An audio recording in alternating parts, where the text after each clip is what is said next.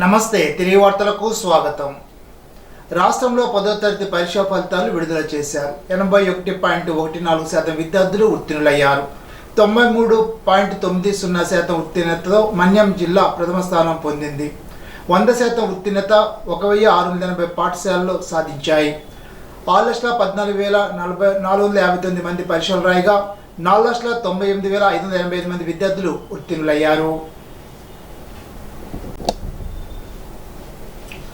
భీమవరం పాత బస్టాండ్ నూతన కాంప్లెక్స్ ఏర్పాటుకు చర్యలు చేపట్టడం జరిగిందని, త్వరలో ప్రయాణికులు అందుబాటులోకి తీసుకురానున్నట్లు శాసనసభ్యులు పిఎస్సి చైర్మన్ పులపతి రామాంజనేయులు తెలిపారు. బుధవారం భీమవరం పాత బస్టాండ్ ప్రాంగణంలో శాసనసభ్యులు పిఎస్సి చైర్మన్ పులపతి రామాంజనేయులు, జిల్లా joint collector, Bhimavaram municipality special officer T Rahul Kumar Reddy పాత బస్టాండ్ పనులను కొబ్బరికాయ కొట్టి ప్రారంభించారు.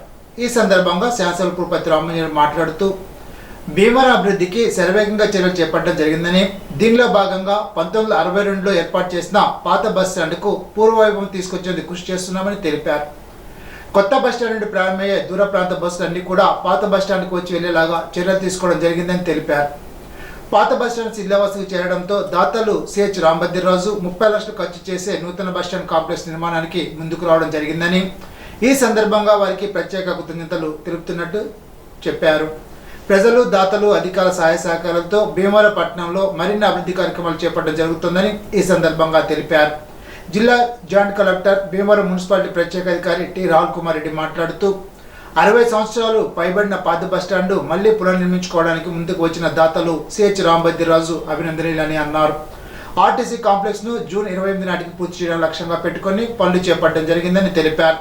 కార్యక్రమంలో దాత కుమారుడు Panil Kumar Varma, Bhimavaram municipal commissioner K Ramachandra Reddy, depot manager PNVMN Satyanarayanamurthy, TDP నాయకులు K Nageswara Rao, Lions International CH Krishnamraju, ప్రముఖ సంఘ సేవకులు కంతెటి వెంకటరాజు తదితరులు పాల్గొన్నారు. పోలీసెట్ ప్రవేశ పరీక్షలకు నిర్వహణకు పకడ్బందీ ఏర్పాటు చేయాలని డిఆర్ఓ మొగిలి వెంకటేశ్వర్లు అన్నారు. బుధవారం జిల్లా కలెక్టరేట్ వరిష్ఠ సమావేశ మందిరంలో విఆర్ఓ మొగిలి వెంకటేశ్వర్లు పోలీసెట్ 2025 ప్రవేశ పరీక్ష నిర్వహణపై కోఆర్డినేటర్లు, అసిస్టెంట్ కోఆర్డినేటర్లు, సంబంధిత శాఖల సిబ్బందితో సమీక్షా సమావేశం నిర్వహించారు. ఈ సందర్భంగా డిఆర్ఓ మొగిలి వెంకటేశ్వర్లు మాట్లాడుతూ, ఏప్రిల్ 30వ తేదీ జరగనున్న పోలీసెట్ ప్రవేశ పరీక్షకు సంబంధించి అన్ని ఏర్పాట్లు పూర్తి చేయాలని అన్నారు. జిల్లాలో మొత్తం 18 సెంటర్లకు పరీక్ష నిర్వహణకు ఏర్పాటు చేయగా వీటిలో భీమవరంలో 4, తాడిపల్లిగూడెంలో 2, తణుకులో 8, నరసాపురంలో 4 పరీక్షా కేంద్రాలు ఉన్నాయని తెలిపారు. జిల్లాలో మొత్తం 7,254 మంది విద్యార్థులు పోలీసెట్ ప్రవేశ పరీక్షకు దరఖాస్తు చేసుకున్నట్టు తెలిపారు. ఏప్రిల్ 30వ తేదీ ఉదయం 11 గంటల నుండి మధ్యాహ్నం 1 గంట వరకు ఆయా సెంటర్లో పరీక్ష నిర్వహించినట్లు తెలిపారు. ఉదయం 10 గంటలకే పరీక్షా కేంద్రాల విద్యార్థులు చేరుకోవాలని అన్నారు. ప్రతి విద్యార్థి హాల్ టికెట్తో పాటు ఆధార్ కార్డు కూడా తీసుకురావాలని అన్నారు. విద్యార్థులు బ్లూ, బ్లాక్ కలర్ బాల్ పెన్తో పాటు హెచ్బి పెన్సిల్ తెచ్చుకోవాలని సూచించారు. సెల్ ఫోన్లు, వాచీలు, ఇతర ఎలక్ట్రానిక్ పరికరాలు ఎట్టి పరిస్థితులు అనుమతించడం జరగదని స్పష్టం చేశారు. పరీక్షా కేంద్రాల వద్ద తగిన పోలీసు బందోబస్తు, వైద్య శిబిరాలు, త్రాగునీటి సదుపాయాన్ని ఏర్పాటు చేయాలని సంబంధిత అధికారులను ఆదేశించారు. పరీక్ష నిర్వహణ సమయంలో విద్యుత్ అంతరాయం లేకుండా చూడాలని విద్యుత్ శాఖ అధికారులను ఆదేశించారు. పరీక్షల సమయంలో ఆర్టీసీ బస్సులు ఆయా రూట్లలో తిరిగేలాగా చూడాలని అన్నారు. పరీక్షా కేంద్రాల దగ్గరలో జిరాక్స్ షాపులు మూసివేయాలని, పరీక్షా కేంద్ర పరిసర ప్రాంతాల్లో 144 సెక్షన్ అమల్లో ఉంటుందని అన్నారు. ప్రశాంత వాతావరణంలో పోలీసెట్ ప్రవేశ పరీక్ష జరిగేలాగా సంబంధిత శాఖల అధికారులందరూ సమన్వయంతో కలిసికట్టుగా పనిచేసి విజయవంతం చేయాలని డిఆర్ఓ మొగిలి వెంకటేశ్వర్లు అధికారులను ఆదేశించారు. సమావేశంలో జిల్లా ఖజానాధికారి గణేష్, డిప్యూటీ తహసీల్దార్ ఎం సన్యాసిరావు, జిల్లా కోఆర్డినేటర్ ఫణీంద్ర ప్రసాద్, జిల్లా assistant coordinator GVV Satyanarayana, POLYCET కోఆర్డినేటర్లు, అసిస్టెంట్ కోఆర్డినేటర్లు, వివిధ శాఖల అధికారులు తదితరులు పాల్గొన్నారు. బుధవారం విడుదలైన 10వ తరగతి పరీక్షా ఫలితాల్లో తణుకు నారాయణ విద్యార్థులు సంచలన విజయాలు సాధించారని పాఠశాల ప్రిన్సిపల్ కె సత్యనారాయణ ఒక ప్రకటనలో తెలిపారు. పాఠశాలకు చెందిన ఆర్ యామిని 592 మార్కులతో విజయదుంది మోగించిందని, పాస్ పర్సంటేజ్లోనూ, యావరేజ్లోనూ అన్ని విభాగాల్లోనూ తమ విద్యార్థులు అద్భుత ఫలితాలు సాధించినట్లు ఆయన తెలిపారు. పాఠశాల విద్యార్థులతో కలిసి బాణసంచా వేడుకలతో గొప్ప ఊరేగింపు నిర్వహించినట్లు ఆయన తెలిపారు. పాఠశాల A G M P Ramareddy, coordinator Kiran Kumar విద్యార్థులకు అభినందనలు తెలిపారు. పేరెంట్లు ఈ విజయం పట్ల తమ సంతోషాన్ని తెలిపారు.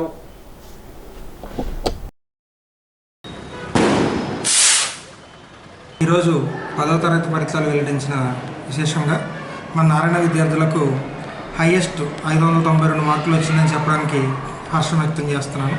అదేవిధంగా మన దగ్గర 60 మంది పరీక్షలు రాయగా 50% విద్యార్థులకు 90% పైన వచ్చిందని చెప్పడానికి సంతోషం వ్యక్తం చేస్తున్నాను. ఈ రకమైన రిజల్ట్ రావడానికి మాకు మేనేజ్మెంట్ ఎంతో సహకరించడం జరిగింది. అదేవిధంగా తల్లిదండ్రుల సహకారం కూడా మాకు అందించడం వల్ల ఈ రిజల్ట్ మేము సాధించగలిగాం. ఇందుకు ఎంతో కృషి చేసిన విద్యార్థులకు, తల్లిదండ్రులకు, మా స్టాఫ్కి మరియు మా మేనేజ్మెంట్ వారికి కూడా నా కృతజ్ఞతలు తెలియజేస్తున్నాను. ఇదే విధంగా ముందు సంవత్సరాల్లో కూడా తల్లిదండ్రుల నుంచి మాకు ఇదే విధమైన సహకారం ఉంటుందని, మరింత మంచి రిజల్ట్స్ ఇవ్వడానికి ప్రయత్నిస్తామని ఈ ముఖ్యంగా తెలియజేసుకుంటున్నాను. 10వ తరగతి పరీక్షా ఫలితాల్లో ప్రభుత్వ పాఠశాల విద్యార్థులు ప్రతిభ చూపించి ఉత్తమ మార్కులు సాధించిన అభినందనీయమని తణుకు శాసనసభ్యులు ఆర్మీ రాధాకృష్ణ అన్నారు. తణుకు డివిజన్లోనే ప్రభుత్వ పాఠశాలలో తణుకు జడ్పీ బాల ఉన్నత పాఠశాల విద్యార్థి పడాల కావ్యశ్రీ 600 మార్కులకు గాను 587 మార్కులు సాధించడం గర్వకారణమని అన్నారు.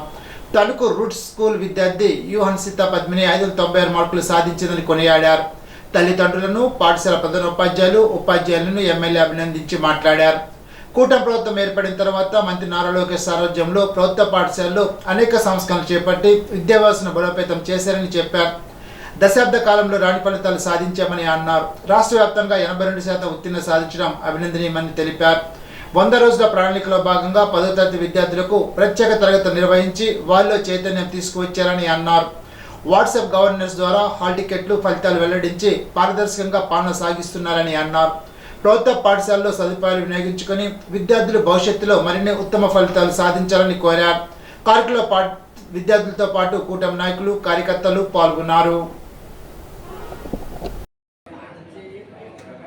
10th క్లాస్ రిజల్ట్స్లో మన తణుకు పట్టణంలో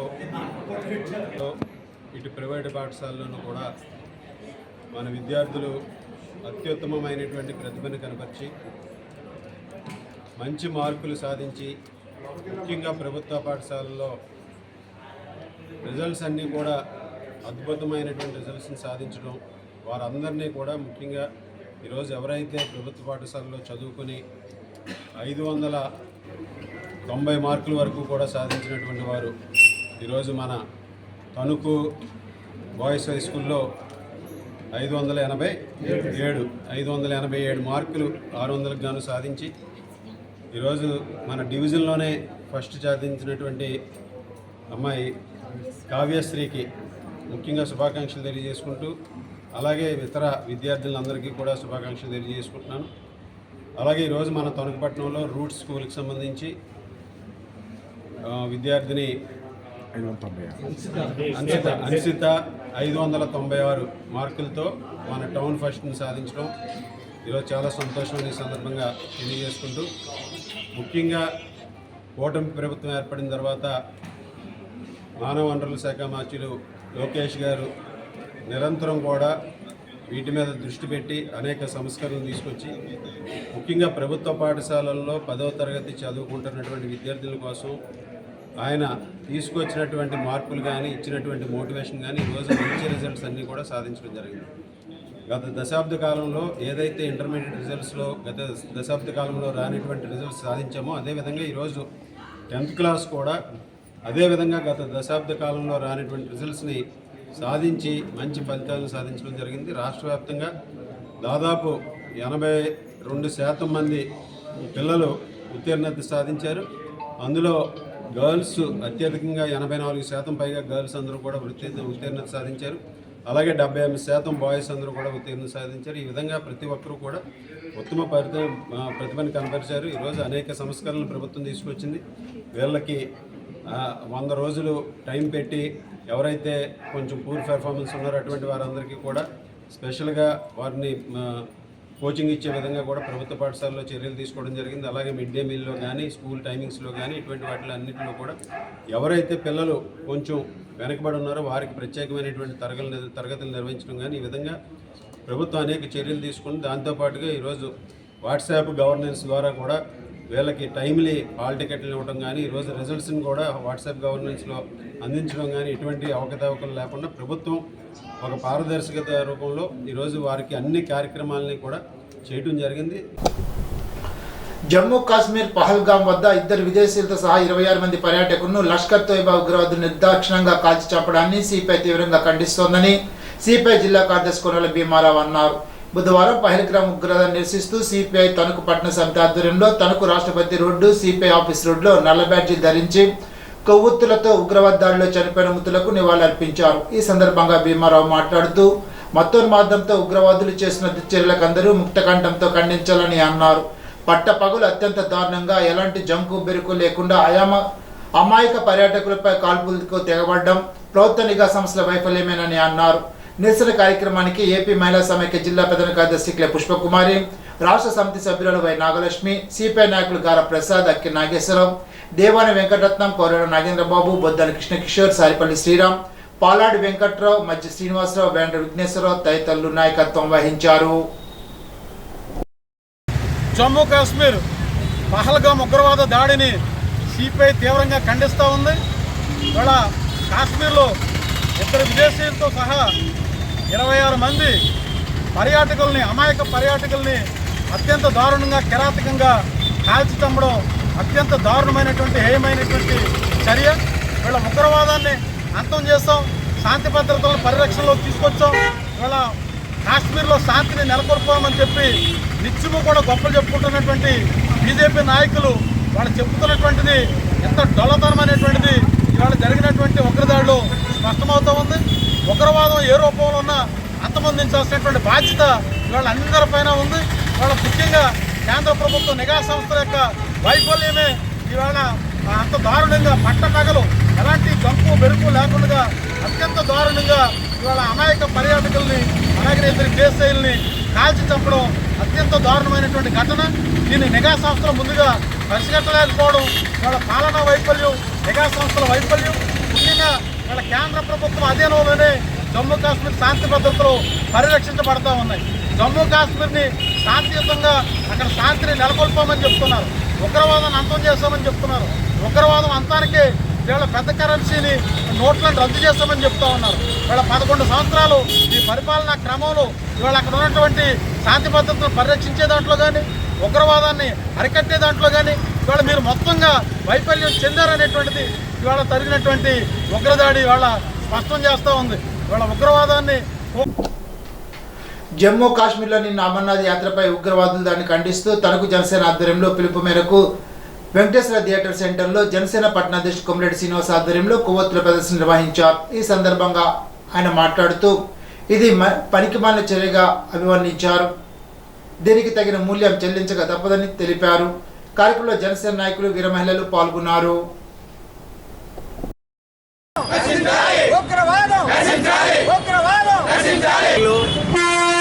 నిన్న జరిగిన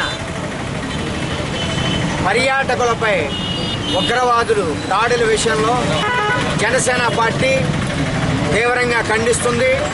జనసేన పార్టీ ఈ 3 రోజులు కూడా సంతాప దినాల కింద గౌరవ డిప్యూటీ సీఎం గారు పవన్ కళ్యాణ్ గారు సంతాప సభల కింద ప్రకటించారు.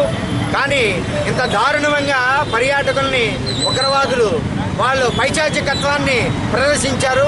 కానీ దానికి తగిన మూల్యం మాత్రం తప్పకుండా చెల్లిస్తారు.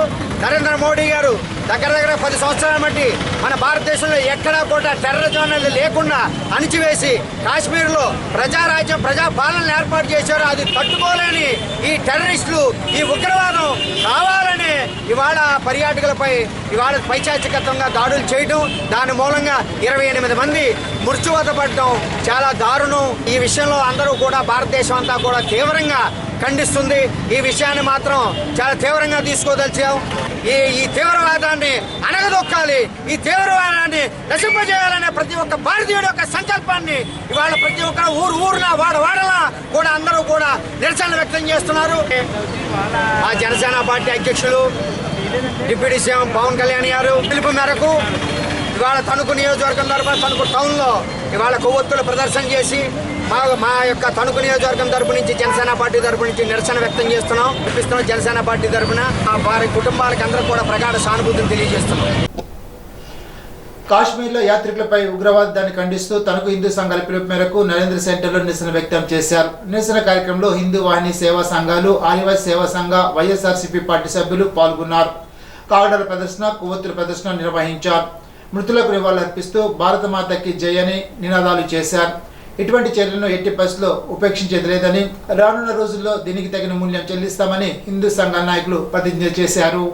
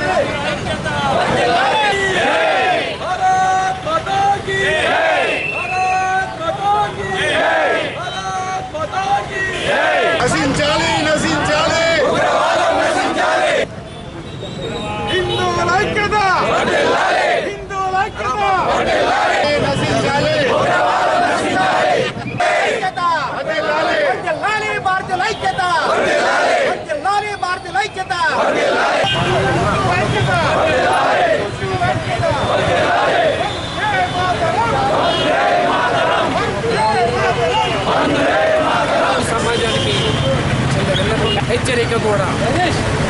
ఈ దేశాన్ని దారుల్ ఇస్లాంగా మార్చడానికి ప్రయత్నం జరుగుతోంది. అది 1300 సంవత్సరాల నుంచి జరుగుతోంది. 1947 ఆగస్టు 15న దేశాన్ని ముక్కలు చేయడం జరిగింది. మిగిలిన భాగం కూడా దారుల్ ఇస్లాం చేయడానికి ప్రయత్నం జరుగుతోంది. దారుల్ ఇస్లాం అంటే మొత్తం అంతా ఇస్లాం మయం చేయడం అనేది వారి లక్ష్యము. మన శత్రువు లక్ష్యం కరెక్ట్గానే ఉంది, స్పష్టంగా తెలుస్తోంది.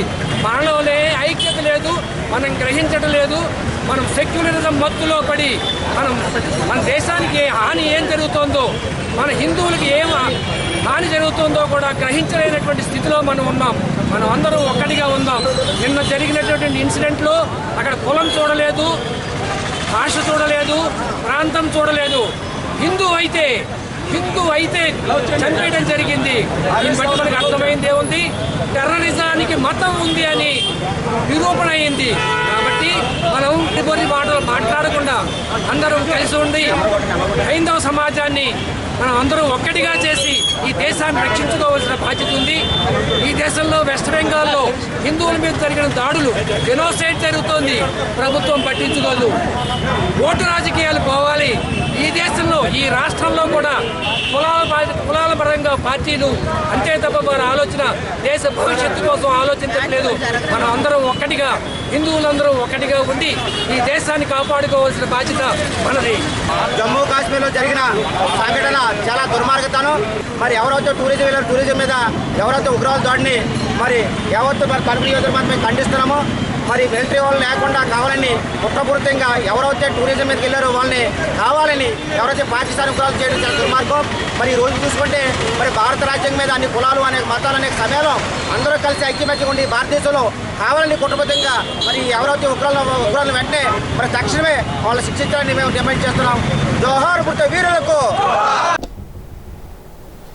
బుధవారం తణుకులో జరిగిన APSRTC staff and workers federation జిల్లా కమిటీ సమావేశంలో మే 20న కార్మిక సంఘాలు ఇచ్చిన జాతీయ సమ్మెపై చర్చించి సమ్మెలో పాల్గొనాలని, ఆర్టీసీ కార్మికులు, ఉద్యోగులు సమ్మెలో పాల్గొనాలని ఆర్టీసీ యాజమాన్యానికి ఎస్ఎఫ్ఐ తీర్మానించింది.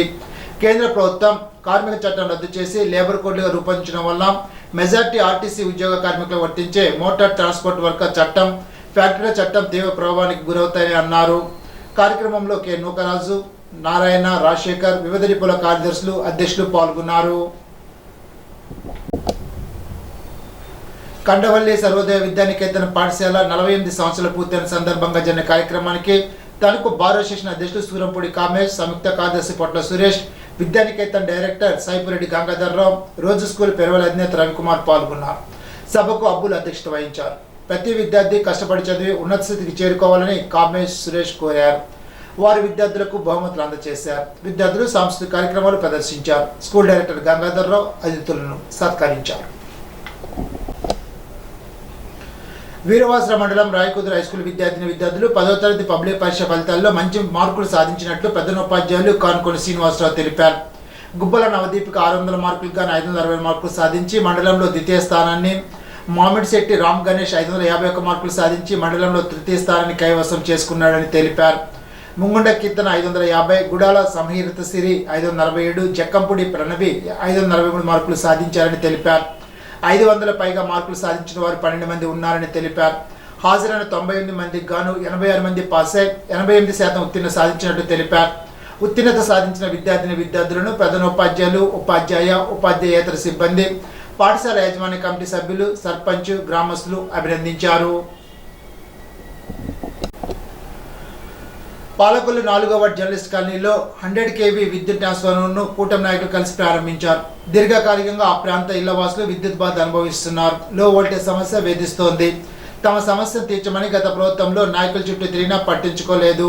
కూటమి ప్రభుత్వం అధికారంలోకి రాగానే తమ సమస్యలను మంత్రి రామానాయుడు దృష్టికి కాలనీ వాసులు తీసుకువెళ్లారు. ఆయన స్పందించి విద్యుత్ శాఖ అధికారులకు ఆదేశాలు ఇవ్వగా విద్యుత్ ట్రాన్స్ఫార్మర్ను ఏర్పాటు చేశారు. దీంతో కాలనీ వాసులు సంతోషాన్ని వ్యక్తం చేస్తూ మంత్రి రామానాయుడుకు కృతజ్ఞతలు తెలిపారు.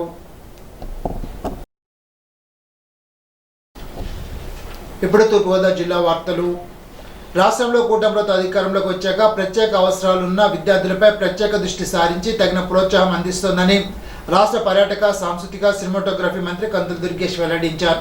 బుధవారం తూర్పుగోదావరి జిల్లా నిడదవోలు నియోజకవర్గం సమస్యగూడెం జిల్లా పరిషత్ ఉన్నత పాఠశాలలో శారీరక, మానసిక వైకల్యం, దృష్టిలోపం, వాద్య వినికిడి లోపం వంటి 20 మంది ప్రత్యేక అవసరాలు గల విద్యార్థులకు వీలు కలిగే విధంగా తయారు చేసిన వీల్ చైర్లు, వినికిడి యంత్రాలు తదితర ఉపకరణాలను ఉచితంగా పాఠశాల విద్యాశాఖ సమగ్ర శిక్షణ ఆధ్వర్యంలో మంత్రి కందుల దుర్గేష్ స్వయంగా పంపిణీ చేశారు. పాఠశాల విద్యాశాఖ ముఖ్యమంత్రి నారా చంద్రబాబు నాయుడు, ఉప ముఖ్యమంత్రి పవన్ కళ్యాణ్, మానవ వనరుల శాఖ మంత్రి నారా లోకేష్లు ప్రత్యేక అవసరమైన విద్యార్థులపై ప్రత్యేక శ్రద్ధ వహించారని ఈ సందర్భంగా వెల్లడించారు. ఈ సందర్భంగా మంత్రి కందుల దుర్గేష్ మాట్లాడుతూ ప్రత్యేక అవసరమైన విద్యార్థులకు స్వయంగా ఉపకరణాలు అందించడం ఆనందంగా ఉందని అన్నారు. నిడదవోలు నియోజకవర్గంలో కొందరు దివ్యాంగులు జనసేన నేత రంగా రమేష్ ద్వారా తనను కలిశారని, వారి ఆలోచన తప్పకుండా అమలులోకి తీసుకొస్తారని హామీ ఇచ్చారు. విద్యార్థులకు కూటమి ప్రభుత్వం అన్ని విధాల ప్రోత్సాహం అందిస్తుందని భరోసా ఇచ్చారు. మనోధైర్యంతో ఉండగలిగితే జీవితంలో అనుకున్నది సాధిస్తారని స్ఫూర్తినిచ్చారు. ఈ సందర్భంగా బాగా చదువుకోవాలని మంత్రి దుర్గేష్ సూచించారు. ప్రభుత్వ సేవలను ప్రతి ఒక్కరు వినియోగించుకోవాలని సూచించారు. కార్యక్రమంలో మున్సిపల్ చైర్మన్ భూపతి ఆదినారాయణ, జిల్లా పరిషత్ సభ్యులు, సమస్యగూడెం గ్రామ సర్పంచ్, సమస్యగూడెం జిల్లా పరిషత్ ఉన్నత పాఠశాల ప్రధాన ఉపాధ్యాయులు, అధికారులు, విద్యార్థుల తల్లిదండ్రులు, పాఠశాల సిబ్బంది తదితరులు పాల్గొన్నారు. బుధవారం విడుదలైన 10వ తరగతి 2025 ఫలితాల్లో నిడదవోలు నియోజకవర్గం ఉండాజ్వరం మండలంలో 2వ, 3వ స్థానం సాధించిన సత్యవాడ జిల్లా పరిషత్ ఉన్నత పాఠశాల విద్యార్థులు కత్తుల కుసుమ, కల్వకుంట్ల సూర్యతేజలను మంత్రి కందుల దుర్గేష్ ప్రత్యేకంగా అభినందించారు. మరింత బాగా చదివి జీవితంలో ఉన్నత స్థానానికి చేరుకోవాలని మంత్రి దుర్గేష్ చిన్నారులను ఆశీర్వదించారు. ఈ సందర్భంగా విద్యార్థుల తల్లిదండ్రులను, ఉపాధ్యాయులను అభినందించారు. తూర్పుగోదావరి జిల్లా పరిధిలో అర్హత కలిగిన ప్రతి కుటుంబానికి జాబ్ కార్డు జారీ చేయడం, ఆ మేరకు ఉపాధి హామీ 14 లక్ష్యాలను 100% సాధించాలని, గృహ నిర్మాణ పనులకు 90 రోజులు 10 దినాల లక్ష్యాలను సాధించేందుకు ఇప్పటి నుంచే క్షేత్రస్థాయిలో ప్రణాళికలు అమలు చేయాలని జిల్లా కలెక్టర్ పి ప్రశాంతి ఆదేశించారు.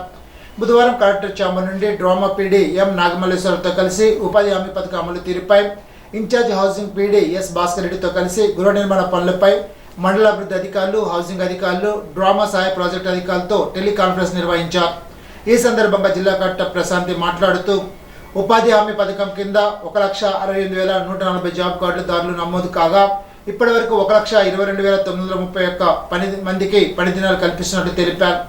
వ్యవసాయ అనుబంధ రంగాల్లో సీజనల్ పనుల వల్ల మిగిలిన కుటుంబాలకు రానున్న రోజుల్లో పని దినాలు కల్పించనున్నట్టు తెలిపారు.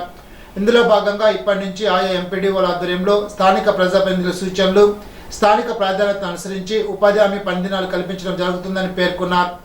ప్రతి ఉపాధి హామీ కూలీలకు బీమా పథకం అమలు చేసి కుటుంబ భద్రత కల్పించాలని జిల్లా కలెక్టర్ స్పష్టం చేశారు. గృహ నిర్మాణ పనుల కోసం 27,483 కుటుంబాలకు గాను 22.38 లక్షల మేర పని దినాలు కల్పించి 59,73 లక్షల మేర ఆర్థిక అంచనాలు వేశామని తెలిపారు. వాటిలో 20.33 లక్షల పని దినాలు, 55,21 లక్షల మేర పనులకు సంబంధించి ఉపాధి హామీ పని దినాలు కల్పిస్తున్నట్టు తెలిపారు. దివ్యాంగత్వం చదువుకు అడ్డం కాదని నిరూపిస్తూ 100% దివ్యాంగురాలైన ఆకుల లావణ్యలక్ష్మి ఇటీవల విడుదలైన ఓపెన్ స్కూల్ 10వ తరగతి పరీక్షా ఫలితాల్లో 500 మార్కులకు గాను 345 సాధించడం ద్వారా ఎంతో మందికి స్ఫూర్తిగా ఆదర్శంగా నిలిచారని జిల్లా కలెక్టర్ పి ప్రశాంతి తెలిపారు. బుధవారం కలెక్టరేట్ ఛాంబర్ నుంచి లావణ్యలక్ష్మితో కలెక్టర్ ఫోన్లో మాట్లాడి అభినందించారు. ఈ సందర్భంగా కలెక్టర్ పి ప్రశాంతి మాట్లాడుతూ ఇటీవల విడుదల చేసిన 10వ తరగతి ఫలితాల్లో 87.99%, ఇంటర్మీడియట్ ఫలితాల్లో ద్వితీయ సంవత్సరం పరీక్షా ఫలితాల్లో 67.67% ఉత్తీర్ణ సాధించడం ద్వారా ఉత్తమ ఫలితాలు సాధించే దిశలో అడుగులు వేయడం జరిగిందని ప్రశాంతి పేర్కొన్నారు. తాళపూడి మండలం అన్నదేవరపేటకు చెందిన ఆకుల లావణ్య లక్ష్మితో ఫోన్లో మాట్లాడి కలెక్టర్ అభినందించారు. ఈ సందర్భంగా లావణ్య లక్ష్మి కలెక్టర్ను కోరడం జరిగిందని అన్నారు. ఈ సందర్భంగా జిల్లా కలెక్టర్ పి ప్రశాంతి మాట్లాడుతూ లోపాన్ని అడ్డం కాదని నిరూపిస్తూ ఎందరికో ఆదర్శంగా నిలిచారని, మీ ఇంటికి స్వయంగా నేనే వస్తానని హామీ ఇచ్చారు. జిల్లా పాఠశాల విద్యాధికారి కె వాసుదేవరావు తదితరులు పాల్గొన్నారు. తూర్పుగోదావరి జిల్లా దేవరపల్లిలో 6 అంతరాష్ట్ర దొంగల ముఠాను అరెస్ట్ చేశారు. 5 రోజుల క్రితం దేవరపల్లిలో పలు షాపుల్లో దొంగలు దొంగతనాలకు పాల్పడ్డారు. నిందితుల నుండి 5 కెమెరాలతో పాటు సీసీ కెమెరాలు, హార్డ్ డిస్క్, నేరానికి వినియోగించిన కారు, బుల్లెట్ బైక్ను స్వాధీనం చేసుకున్నారు. కేసు నమోదు చేసి నిందితులను రిమాండ్కు తరలించారు. తిరులో సీనియర్ నాయకుడు యనమల రామకృష్ణుడును రాష్ట్ర జనవనరుల శాఖ మంత్రి నిమ్మల రామానాయుడు ఆయన స్వగృహంలో మర్యాదపూర్వకంగా కలిశారు. ఈ సందర్భంగా రామకృష్ణుడు మంత్రి సత్కరించారు. ఇరిగేషన్ సమస్యలపై మంత్రి రామానాయుడుకు నాయకులు, రైతులు ఇంటి పత్రాలు అందజేశారు.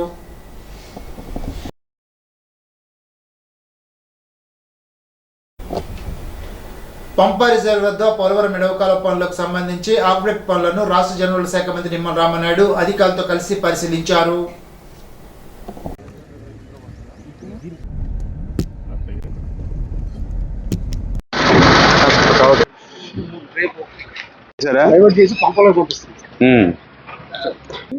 ఆ పైల్స్ మీద పీర్స్ తీసుకొచ్చి వాటి మీద ఒక్కొక్క స్లాబ్ కింద వేసుకొని వచ్చి రావాలి సార్. ఇప్పుడు మనం 98 feet సార్.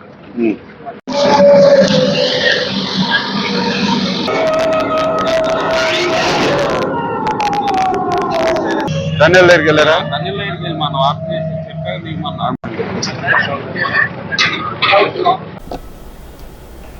వంశధార ఎడమ కాలువ దగ్గర మదన గోపాల సాగరం బ్యాలెన్సింగ్ రిజర్వాయర్ పనులను సహచర మంత్రి అచ్చెన్నాయుడుతో కలిసి రాష్ట్ర జనవనరుల శాఖ మంత్రి నిమ్మల రామానాయుడు పరిశీలించారు. ఇది ఒక రిజర్వాయర్ అయిపోతే శాశ్వతంగా ఈ ప్రాంతానికి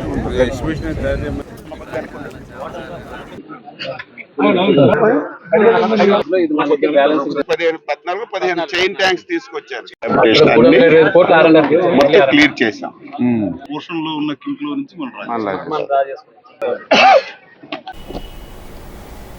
శ్రీకాకుళం కలెక్టరేట్లో జిల్లా ఎమ్మెల్యేలు, ఇరిగేషన్ అధికారులతో ఇరిగేషన్ ప్రాజెక్టుల పురోగతి, పెండింగ్ సమస్యలపై సహచర మంత్రి అచ్చెన్నాయుడుతో కలిసి రాష్ట్ర జనవనరుల శాఖ మంత్రి నిమ్మల రామానాయుడు సమీక్షించారు. అనంతరం మంత్రి మీడియాతో మాట్లాడారు. ఆంధ్రకు కానీ అటు రాయలసీమకు కానీ ప్రాజెక్టులు ప్రారంభించడం కానీ, రిజర్వాయర్లు కానీ, ఏదైతే మరి ఐటీసీ స్కీమ్స్ కానీ ప్రారంభించడం, పనులు చేయడం కూడా తెలుగుదేశం ప్రభుత్వం హయాంలోనే జరిగినటువంటి విషయాన్ని కూడా ఈ సందర్భంగా ఒకసారి గుర్తు చేస్తూ ఉన్నా. శ్రీకాకుళం జిల్లా ఈరోజు రివ్యూలో కూడా మరి చాలా విషయాలను కూలంకషంగా, అందులో పర్టికులర్గా ఏదైతే నేరేడు బ్యారేజీ, మరి ఇది కూడా అవసరం. కాకపోతే ఇది ఇంటర్ స్టేట్ ఏదైతే ఏపీ అండ్ ఒరిస్సా స్టేట్ లో లింకప్ ఉంది కాబట్టి మరి అది ముఖ్యమంత్రి గారి దృష్టిలో పెట్టి వారి పరిధిలో పరిష్కరించేటువంటి విధంగా, మరి అదేవిధంగా ఏదైతే వంశధార ప్రాజెక్టు, మరి ఇది చాలా అత్యంత అవసరమైనటువంటి ప్రాజెక్టుగా గుర్తించి ఏదైతే 87 ప్యాకేజ్, 88 ప్యాకేజ్, 2 ప్యాకేజీలు ఏవైతే ఉన్నాయో దీనికి సంబంధించి ఏదైతే రాతి కట్టుబడి కానీ ల్యాండ్ ఎక్వేషన్ ప్రాబ్లమ్స్ ఏవైతే చెప్పారో వాటిని కూడా క్లియర్ చేసేటువంటి విధంగా మరి ఆదేశాలు ఇచ్చాం. కొన్ని ఎస్టిమేషన్ కూడా పంపమని చెప్పడం జరిగింది. అదేవిధంగా గొట్టా బ్యారేజీ కూడా మరి అది కూడా ప్రమాదభరితంగా ఉంది. దానికి కూడా ఒక 12 కోట్ల రూపాయలు ఆల్రెడీ మరి టెండర్స్ పిలిచి వర్క్స్ కూడా స్టార్ట్ చేయమని చెప్పేసి కూడా ఆదేశాలు ఇవ్వడం కూడా జరిగిందని చెప్పి తెలియజేసుకుంటూ, ఇప్పుడు ఏలూరు జిల్లా వార్తలు. ఆదివాసీ ప్రాంతంలో అందరికీ అందుబాటులో ఉండే విధంగా కొత్త అంబులెన్స్ను ఆంధ్రప్రదేశ్ పౌర సరఫరాల శాఖ మంత్రి నాదెండ్ల మనోహర్ ప్రారంభించారు.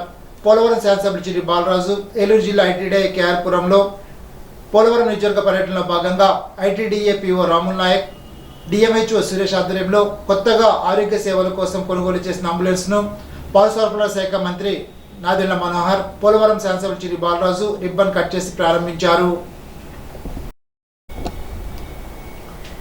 ఆంధ్రప్రదేశ్ ఉపాధ్యాయుల రెగ్యులేషన్ చట్ట ప్రకారం ప్రాధాన్యత కేటగిరీకి అర్హులు నిర్ధారించేందుకు ఉపాధ్యాయులు ఈ నెల 24 నుండి 26 లోపు ఏలూరు సర్వజన ఆసుపత్రిలో నిర్వహించే ప్రత్యేక వైద్య శిబిరంలో నూతన వైద్య ధృవీకరణ పత్రాలు పొందాలని పూర్వపు జిల్లా విద్యాశాఖ అధికారి ఎం వెంకట లక్ష్మమ్మ కోరారు.